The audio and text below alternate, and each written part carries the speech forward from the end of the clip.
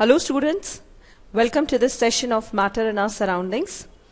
In this session we are going to discuss about latent heat of vaporization. We have already discussed about latent heat of fusion of ice in the previous session and also the natural consequences of it. So in this session we'll be discussing about latent heat of vaporization and also the natural consequences of the latent heat of vaporization of water. Right? So let's start our theory session here. What is latent heat of vaporization? What is it? The quantity of heat required to convert 1 unit mass of a liquid into vapor at its boiling point without any change of temperature is called its latent heat of vaporization. 1 unit mass, say it can be 1 kg or it can be 1 gram or any quantity. So the amount of heat which is required to change that particular substance into the vapor state without change in temperature. Say, what is the boiling point of water? It is 100 degrees centigrade. So at 100 degrees centigrade, the water changes into the vapor state. So the amount of heat required to change 1 kg of water under normal atmospheric pressure to 1 kg of vapor without a change in temperature, that is at constant temperature, is called its latent heat. Now what is latent heat of vaporization equal to? It is the quantity of heat absorbed during vaporization upon mass of liquid substance vaporized. That is the mass of the liquid substance. Right? So, latent heat of vaporization of water. The latent heat of vaporization of water is the amount of heat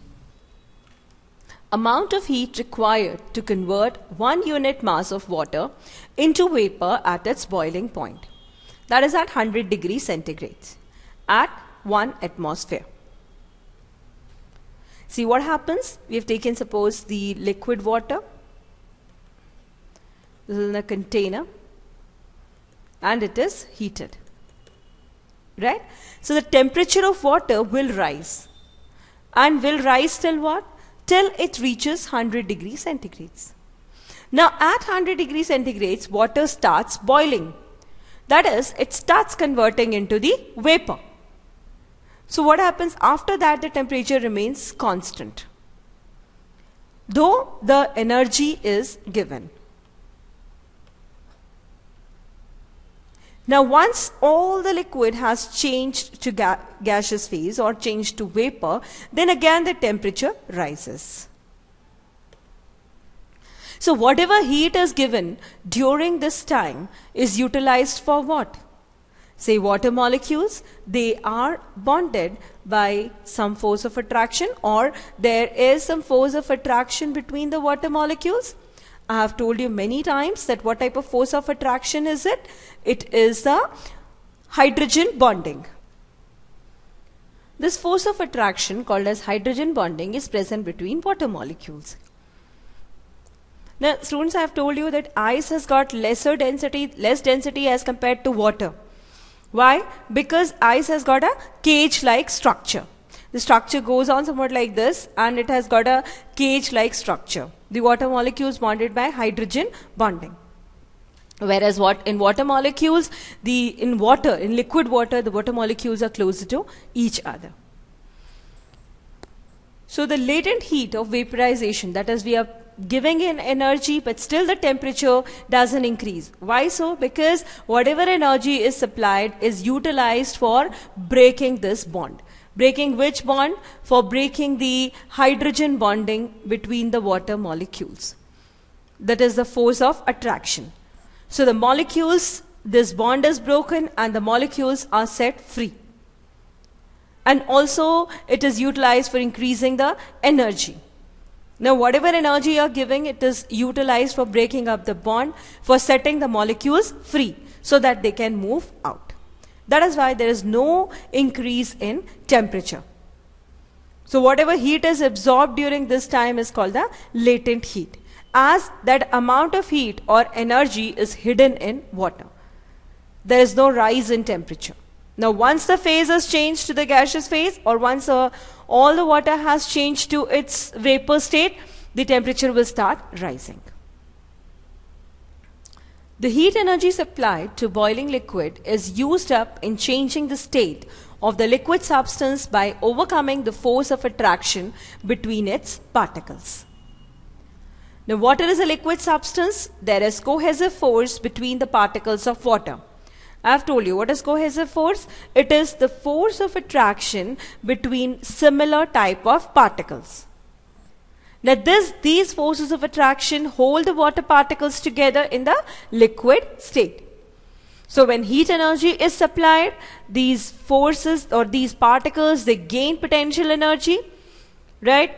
And due to the accumulation of this potential energy, or as the potential energy gets stored in the water molecules. Now further, if the heat is supplied, heat energy is supplied, the potential energy changes to kinetic energy, and this aids in overcoming the force of attraction between the water particles. This I have explained you. Now let's discuss the natural consequences of latent heat of vaporization of water. See, this is here. The heat which is supplied to water during boiling is used to overcome the force of attraction between water particles so that they are totally free and change into gaseous state.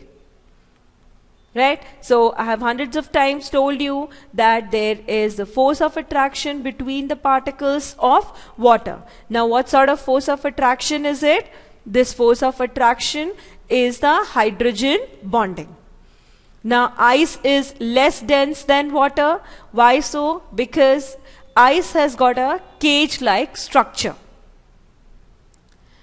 Right? Because of the intensive hydrogen bonding.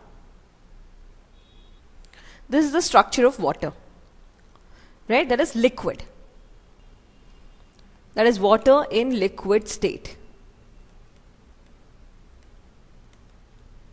Now in this case, what these dotted lines represent?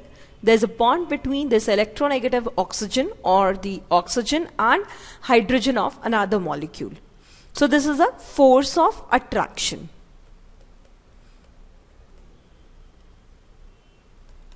Which we are always talking about. So between the two molecules of water, there is a force of attraction, and this force of attraction is called as hydrogen, or is due to the hydrogen bonding. Now this is the structure of ice.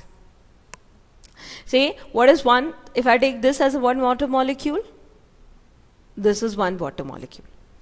Now this water molecule is hydrogen bonded to this another one, that is first one. It is hydrogen bonded to another water molecule.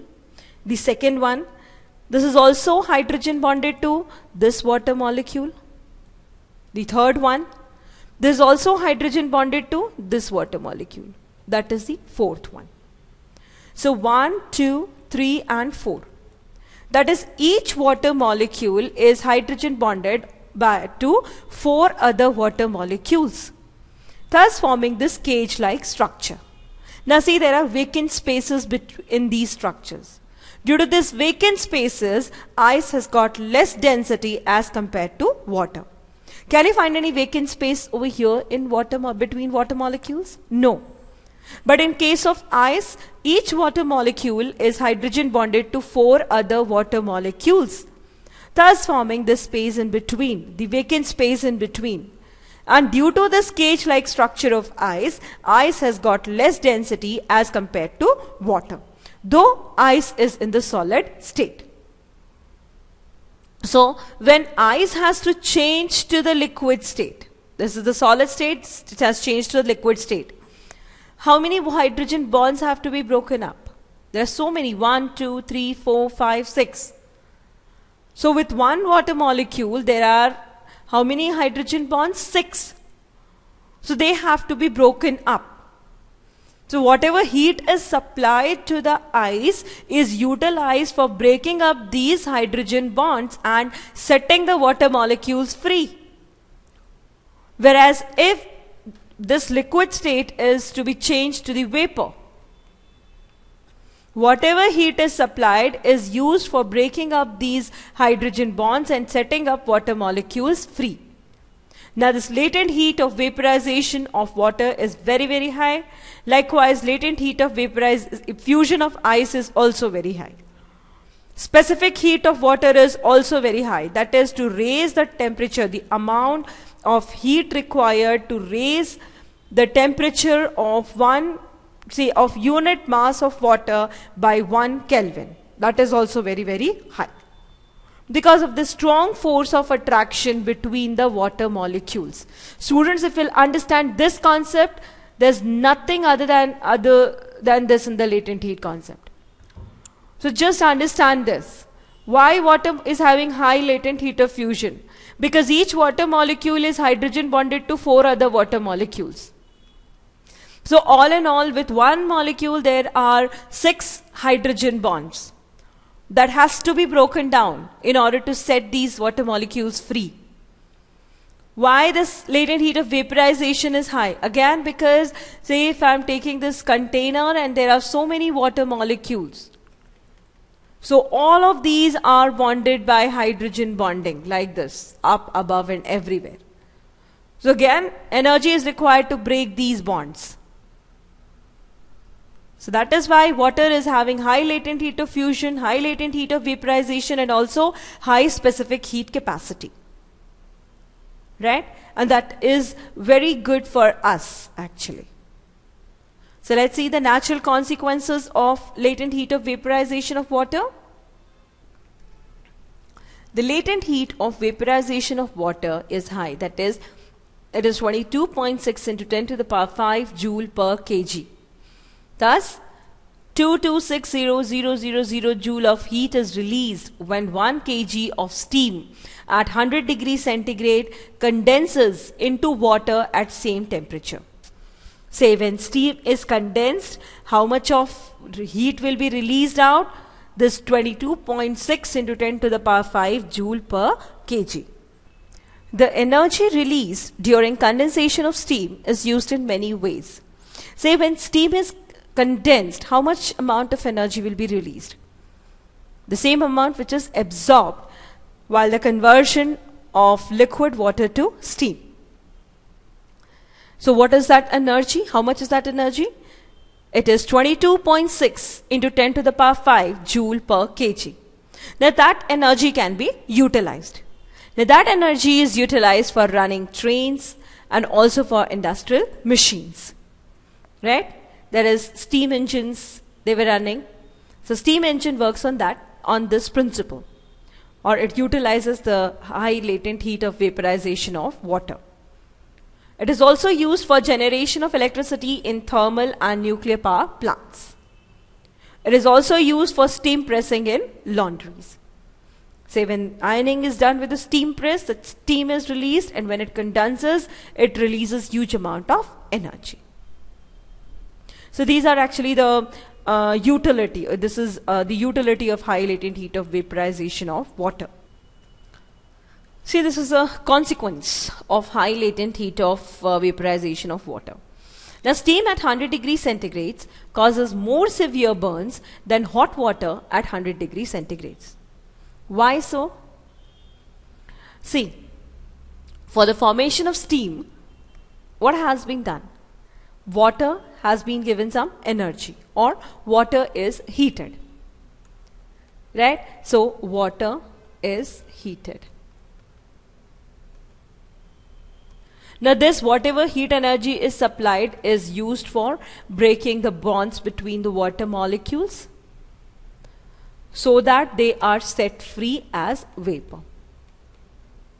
so that they are forming steam.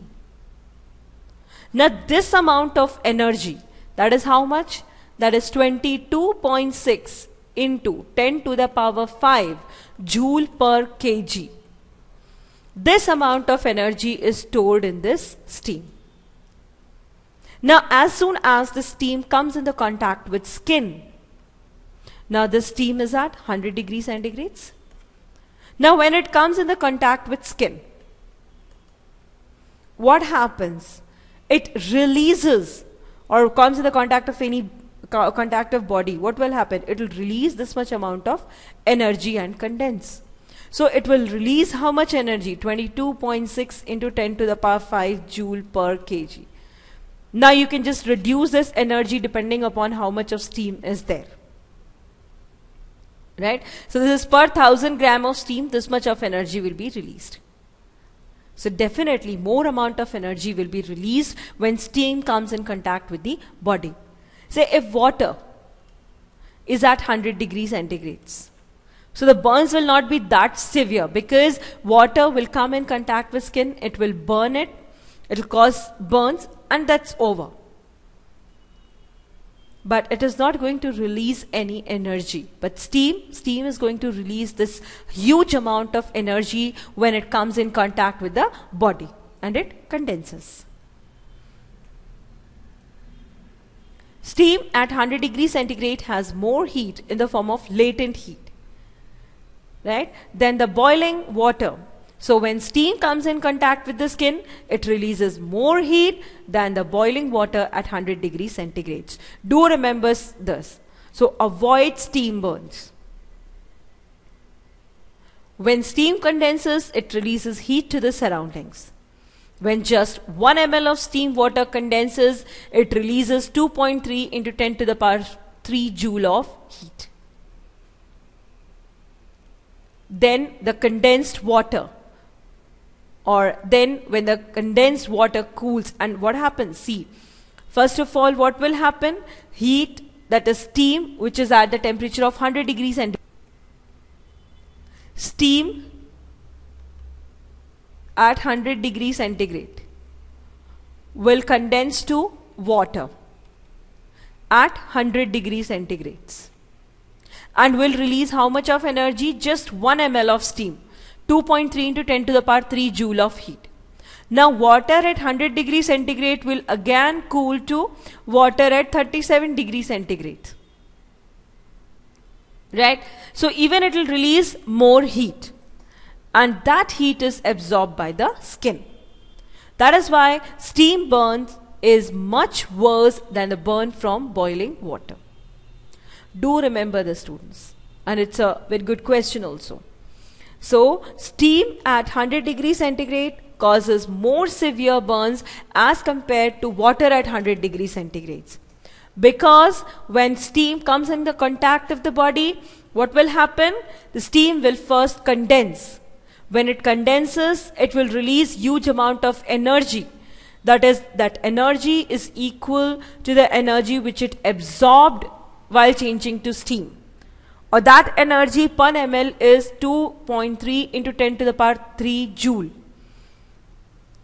And further, the temperature of water, on decreasing the temperature of water from 100 degrees centigrade to 37 degree, that is a body temperature, again the heat will be released. Now all that heat is absorbed by the body. So steam burns are more severe than hot water at 100 degrees centigrades or 100 degrees Celsius. So do remember this, and always be cautious and careful when working in the kitchen. This is one of the other consequences. We can cool off our body by just coming out of a shower or swimming pool. See what happens after taking shower or coming out of the swimming pool, we are just wet. So when water from the body, it evaporates, right? When it evaporates, it will take up what? It will take up heat from the body itself, and it will evaporate. It will vaporize. Fine? So when it will vaporize, it will take heat from the body only. And how much of heat? 2.3 into 10 to the power 5, or this is 6 joule. Right? Heat to vaporize 1 kg of water. So this much amount of heat water will take up from the body for vaporizing 1 kg of water. or you can say 2.3 into 10 to the power 3 joule for vaporizing 1 ml of water, depending upon how many ml is there in the body. So it cools the body. So it's preferred that after showering, say in summer season, in summers, what happens that I usually prefer not to just get dry with a towel or something else. Because what happens, it leaves the body cool. But if you just wipe your body with a towel, there is no water to get vaporized, right? So it's like this, it's this concept, that is, we can cool off our body by just coming out of a shower or swimming pool if we do not dry off with a towel. This is because it takes up 2.3 into 10 to the power 6 joule of heat to vaporize 1 kg of water. Now when we are wet, heat from our body is used to vaporize the water. Now because heat leaves our body, we feel cool. If we don't want to cool off, we can just dry ourselves with a towel. So the phenomenon is reversed. In winter season, as soon as you take bath, you just wipe off your body with a towel or something else. But in summer seasons, you can cool off your body by just not using towel after shower. So this is also one of the good consequence of high latent heat of vaporization of water. So students, these are a few natural consequences of high latent heat of vaporization of water. So this is how the property of water also assists us in living. So now I'll be concluding this session, students. In the next session, we'll be discussing about evaporation, about the factors affecting evaporation. Right? Thank you, students, for being with me, for listening patiently. I hope you have enjoyed this session and do attend the next session also. Thank you and do have a nice time ahead.